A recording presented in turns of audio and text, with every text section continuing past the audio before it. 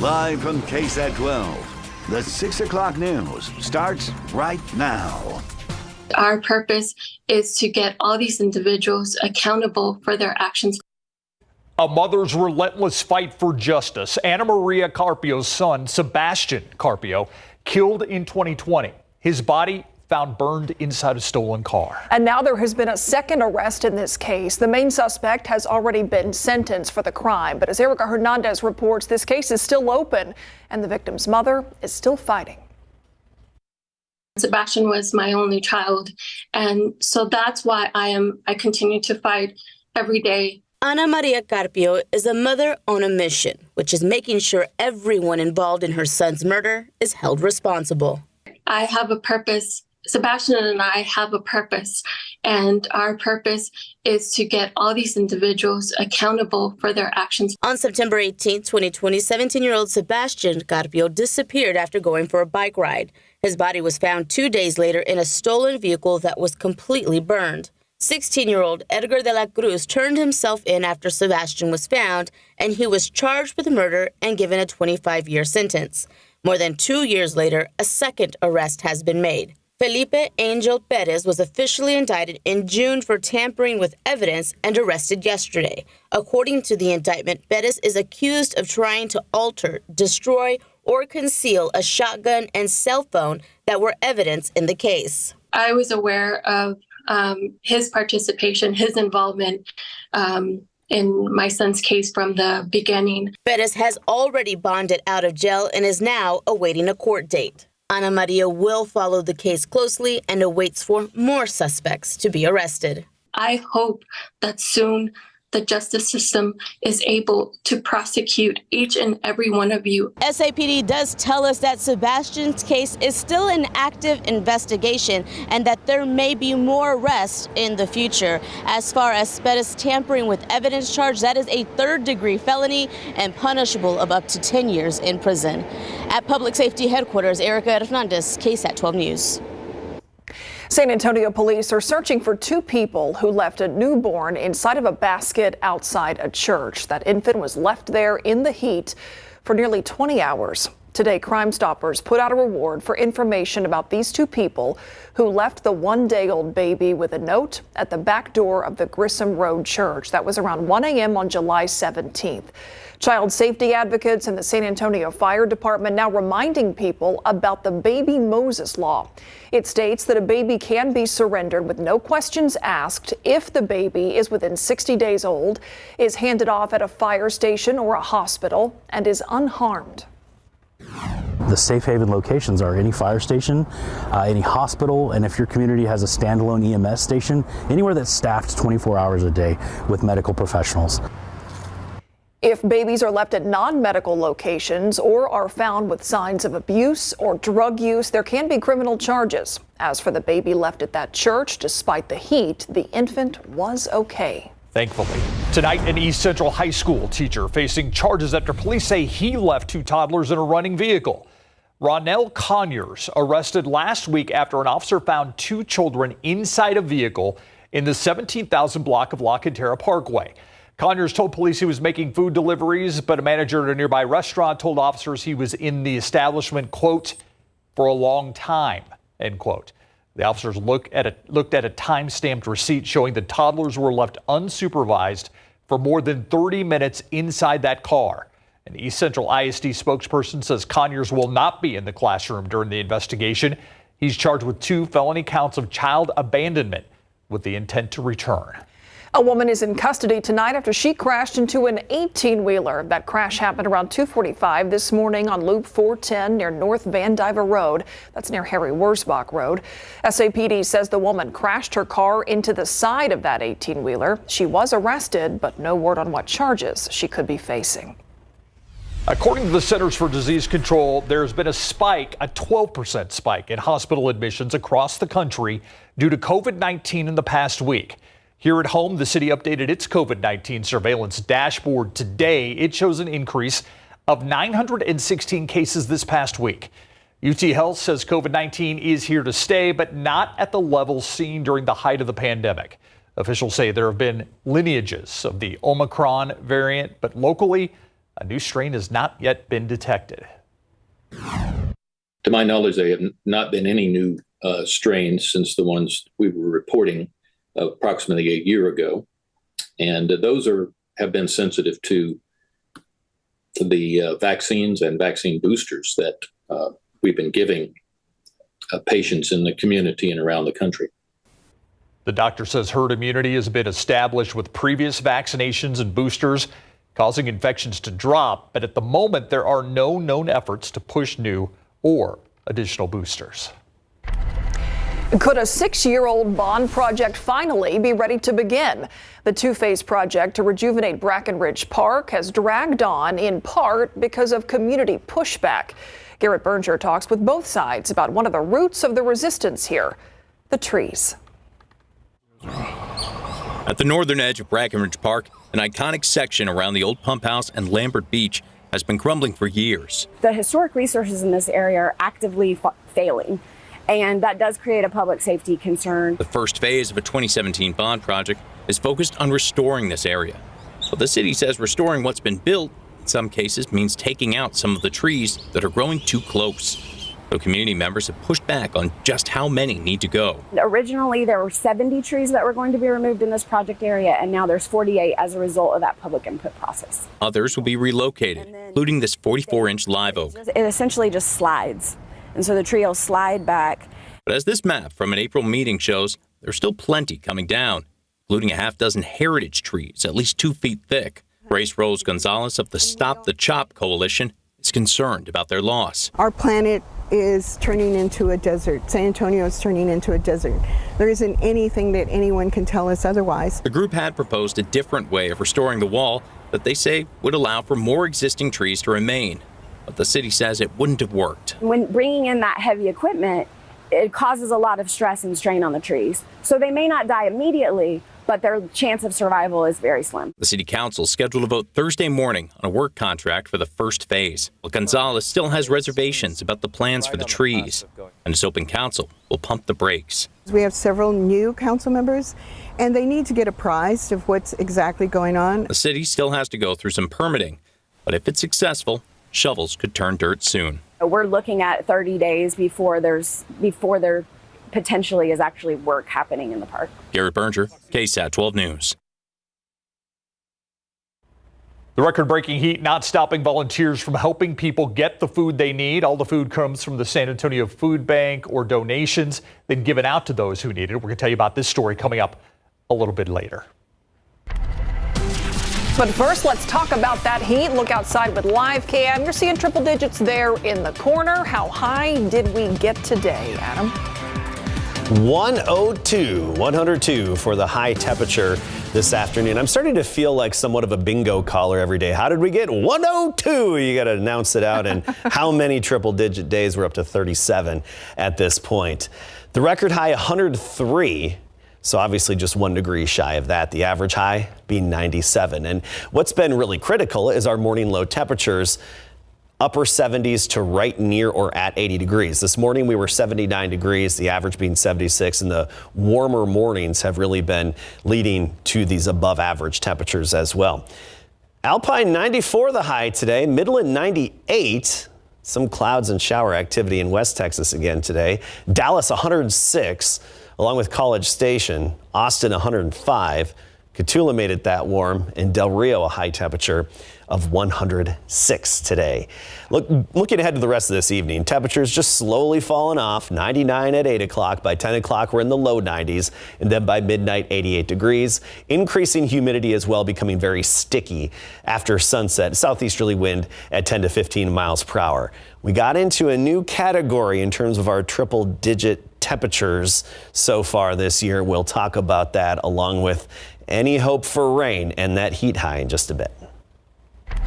Thank you, Adam. I want to tell you about an announcement from the Spurs. Tomorrow, the team will host a press conference to announce a new major partnership.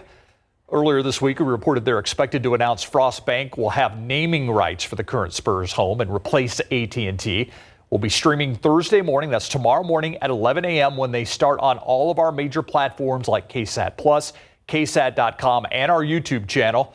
So make sure to tune in to the big Spurs announcement tomorrow. Legislative efforts to change regulations for temperatures in Texas prisons have failed, but just how hot is it inside these prisons? Coming up in our next half hour, KSAT investigates how record-breaking heat outside this summer impacting those incarcerated inside the Texas Department of Criminal Justice facilities.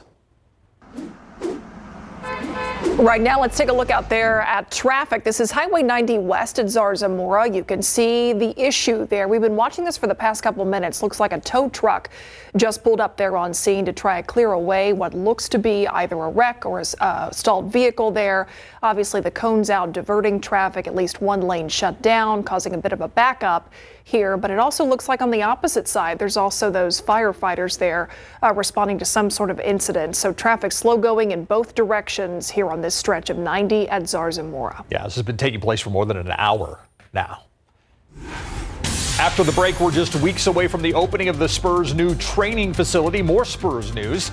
We're going to take you to the Rock at La Cantera and show you why this massive campus isn't just for the team. Next.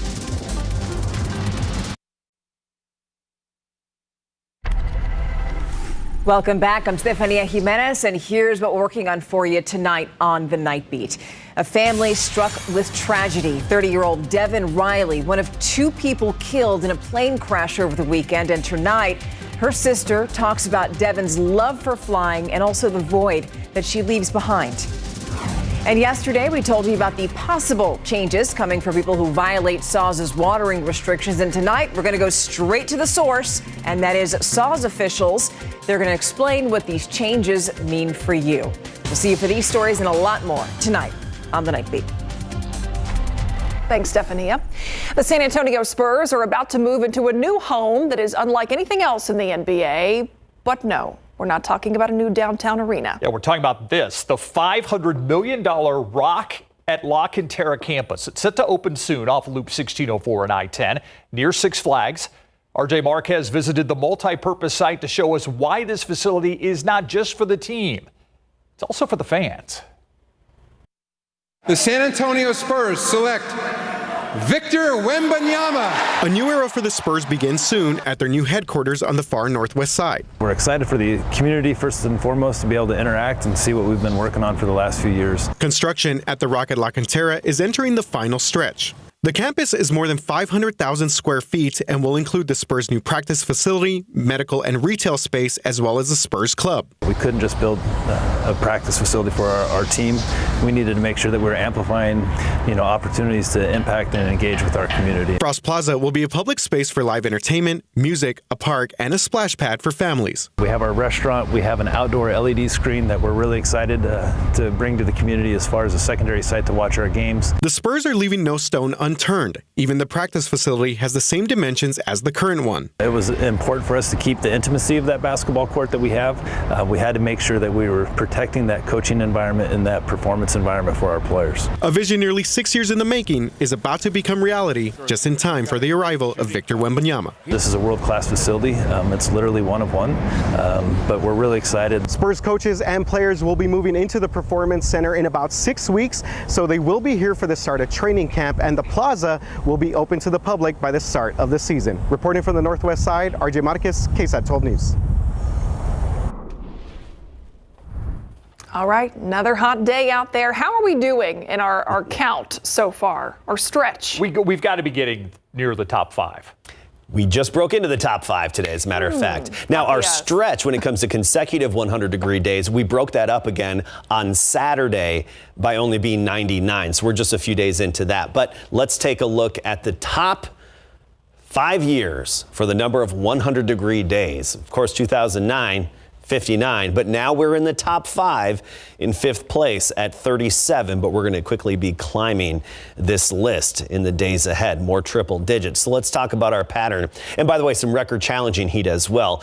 I think several days will tie or break records over the next 7 days. Anyway, looking at our pattern, we don't have that little ripple underneath the heat high again like we did yesterday at this time, so we don't have any lucky brief pop-up showers south and east of town. The upper level high moved from Oklahoma, now centered over East Texas, and it's going to continue to move around a little bit in the days ahead, but this is actually a good position for the desert Southwest. It's monsoon season there. This is actually when they get rainfall, and with the high displaced eastward, it's pulling in a lot of this Pacific moisture, and that leads to the rain that you see here throughout the Four Corners states and even into northern Mexico as well. West Texas does cash in on some of that monsoon season as well, but as this upper high starts to strengthen westward, that's going to turn off the faucet for the desert Southwest until that high moves again. Now, that high is not going to be centered overhead, but we're still going to have our fair share of heat. And despite this northwesterly flow aloft, this is the upper level pattern, that steering flow coming in from north and west Texas, it doesn't look like we have the disturbances available that we would need to really get things going, and even all the other parameters such as good moisture and instability just don't really seem to be available. Notice how I said the desert Southwest Four Corners, that rain starting to turn off, not as much going on over the next 7 days. It does start to come eastward, and one model is thinking just north of us by about this time next week, we could have a cold front drop in and stall closer to Dallas and even Waco, and that maybe could kickstart some showers by next Wednesday or so, but I think the odds of that are pretty slim at this point. By and large, the rainfall potential stays away from us. Now, this is interesting, and Justin Horn has a story on this on KSAT.com regarding the Guadalupe River. It is not flowing anymore at Comfort or Spring Branch, and I've actually driven over it in Spring Branch recently, and it was pretty much all dried up. So there are two measurement locations where it's not even flowing at all. And of course, this is the part of Texas that's in the worst drought, the extreme and exceptional drought right here in our beautiful Texas Hill Country, and we are drying out elsewhere. By the way, the drought monitor will be updated tomorrow, and we'll have a comparison for you and have the latest. It's not going to look any better. This map is going to get more colorful, unfortunately. All right, let's talk temperatures. 101 right now, dew point is 62, so it feels like it's 2 degrees warmer than the air temperature at the airport. Dew point 58 in Converse, 60 Rio Medina. Not as thick humidity as what we have at night and in the early morning. We'll have that trend again tomorrow. After sunset, the humidity spikes again, dew points are up, and then they will drop off a little bit as we get into the afternoon, which should keep the heat index within a few degrees of the actual air temperature. Air temp 79 at 7 a.m. Partly cloudy then. By noon, we're sunny and 93, and then 103 for the high temperature. 4 or 5 p.m. we should be at that level with a lot of sunshine. Port SA, Kelly Field area, 102 tomorrow. Comfort 101, Floresville and Pleasanton 104. You look at the records on the top of the screen, 5 of the next 7 days we are forecasting record highs to either be tied or broken. All right, thank you, Adam. All right, if I remember my cartoons, Roadrunners like dry conditions. They don't like Wile E. Coyotes. They do not. So this is perfect weather, I would think, for these Absolutely, kids. And I think the Roadrunners have some speedy running backs as well, so it should play out well for them this year, right? So they opened up fall camp. Running backs is one of the strengths of this team. Mary Rominger has more, plus our BGC preview takes us to Navarro, where we check in with the Panthers coming up.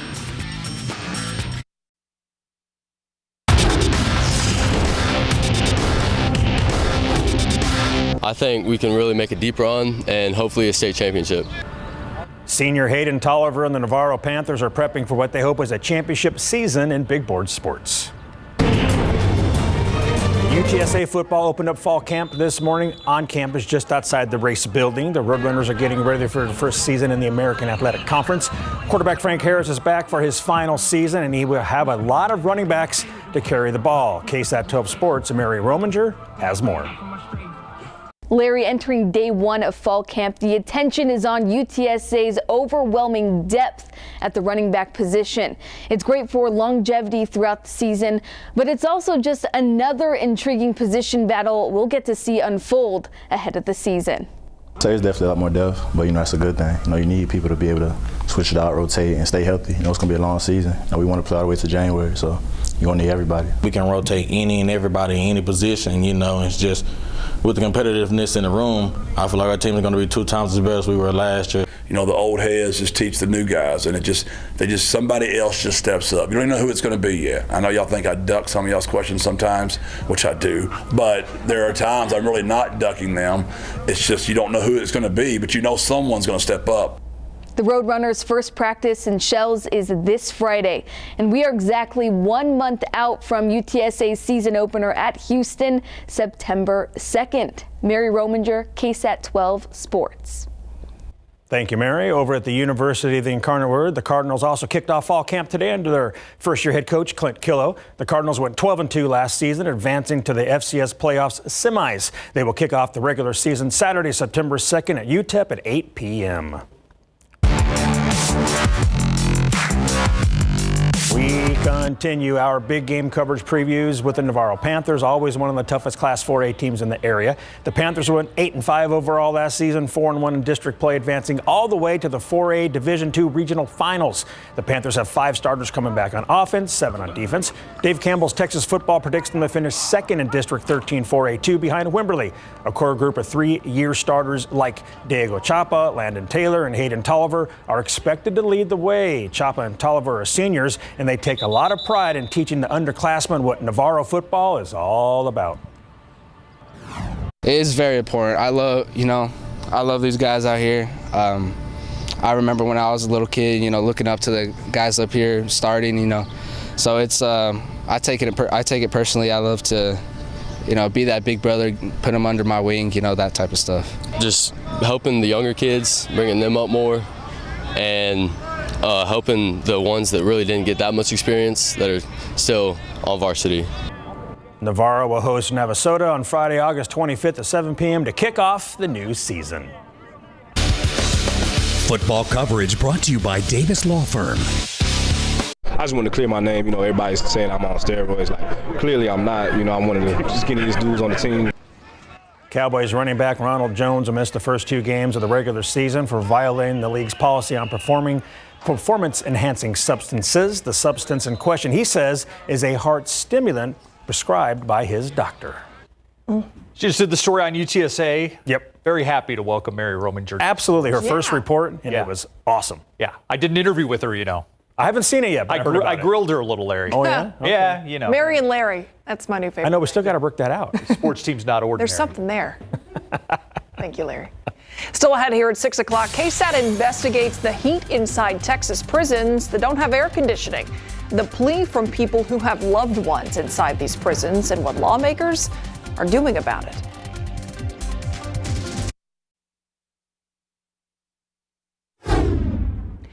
As temperatures outside are breaking records, inside of Texas prisons, the heat is brutal and people are dying.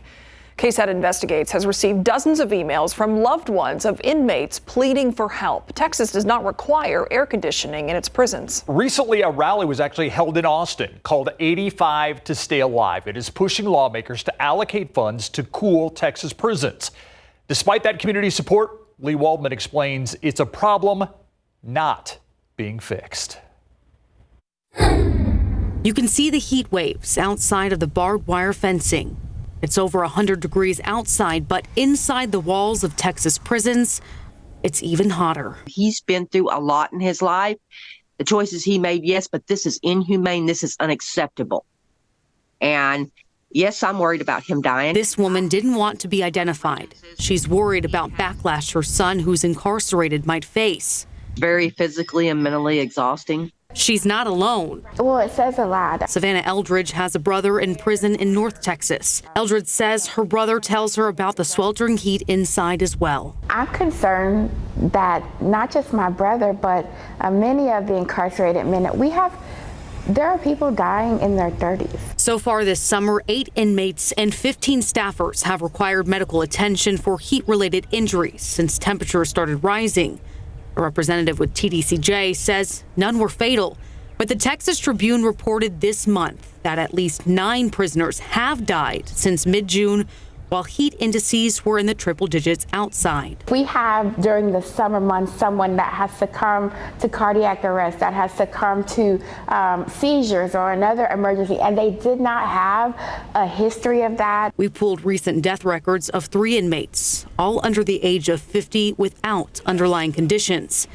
In each, the cause of death is listed as cardiac arrest. It would really be prudent to check the core body temperature, and that would be a better indicator of who actually did succumb to heat-related issues. Since 1998, at least 20 TDCJ prisoners across Texas have died of hypothermia or heat stroke, according to TDCJ data. 10 in 2011 alone resulted in lawsuits filed by family members. But just how hot is it inside these walls?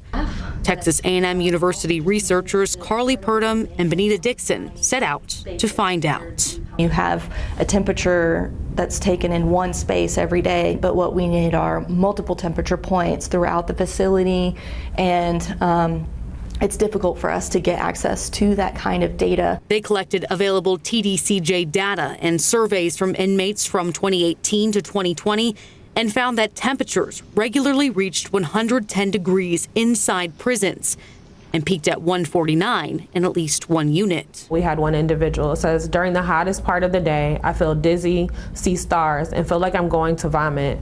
My hands and feet swell, making my use of limbs limited. In 2018, it was made a priority to add air-conditioned beds and respite areas where prisoners can get access to cooler temperatures for 10 to 15 minutes at a time. Incarcerated people are describing it's the same thing across all of the units. We see the same pattern, is that they're frequently denied access. In May, the Texas House and Senate reached a deal on a $321.2 billion 2-year spending plan. With Texas having its largest surplus in budget, lawmakers are giving the Texas Department of Criminal Justice an additional $85.7 million to be used in 2024. That's on top of the $4 billion for its regular budget. A representative with TDCJ says that money won't go towards cooling temperatures inside. I asked TDCJ to sit down with us and speak about heat in prisons. This was Director of Communication Amanda Hernandez's response. When pressed as to why, she said they're answering questions via email. She explained they're prioritizing cooling beds, adding 9,459 over the last 5 years. With over 100,000 incarcerated people in TDCJ prisons right now, and only a third of Texas prisons with full air conditioning, tens of thousands are left to suffer in the brutal heat. Do you know that the dog pounds even have air conditioner? But the state of Texas prisons don't? That's pretty sick. There's been proposed legislative changes for years. This past legislative session, Representative Terry Canales out of Hidalgo County proposed House Bill 1708, which would impose temperature requirements inside of Texas prisons. But that bill didn't make it out of committee. However, he has made several pointed tweets at Governor Greg Abbott about those living conditions. In one of those tweets, he called it, quote, government-sanctioned torture. Obviously, this affects the inmates in there, also the people who work in these prisons. There's a question about humanity, which, was touched on in your story, but cost as well. How much would it actually cost to air condition these prisons? That really depends on who you're asking that question to. So if you ask TDCJ, they'll say about $1 billion to cool all of its uncooled prisons, which is more than 70% of them, which are not completely air conditioned. However, during a 2017 lawsuit over high heat in the prison unit near College Station, that cost estimate to cool that unit was inflated to $20 million and then fell to $4 million after the state then settled and agreed to install air conditioning in that unit. It was an 80% decrease to the original cost estimate. All right, I want to ask a question. I want to clarify really something here. When someone dies and it's a heart attack, they don't take their core temperature, correct? In this current data that we can see based on TDCJ reports through the Attorney General's office, no. Right, so they can't tell whether it might have been heat-related. They just know it was a cardiac arrest. And it's hard to tell if someone has a heat-related death unless you are doing that body temperature check at the point of death. It's hard to tell. Even our medical professionals not working with incarcerated people can say that. Yeah. All right, let's talk about Texas prison regulations. There are prison regulations. Then there are Texas prison regulations. Do any of them basically require humane living conditions or something like that in writing?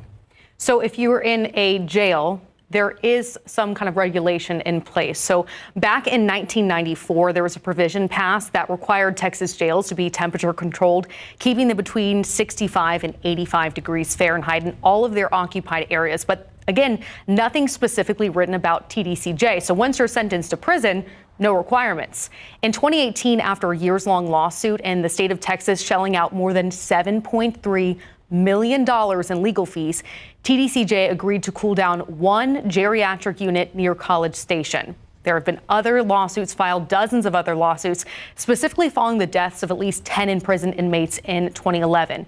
According to the Texas Tribune, Texas has spent $6.4 million legally representing TDCJ in heat-related litigation since 2011. So over the past few years, there's been another $10 million paid out in settlement expenses for wrongful death lawsuits for prisoners who have died of heat stroke. So if you're looking at the cost it would take to cool these prisons, we're spending it arguably in litigation afterwards. Yeah, absolutely. We talked at the start of the story about the 85 to Stay Alive rally last month at the state capitol to try to make changes here. Any other similar efforts planned to push for this? So just announced today, there actually was a similar rally that's planned. It's going to be in August. So the woman you saw in our story, Savannah Elridge, she said that they're planning a prayer circle and candlelight vigil outside of the governor's mansion on August 11th at 8 p.m.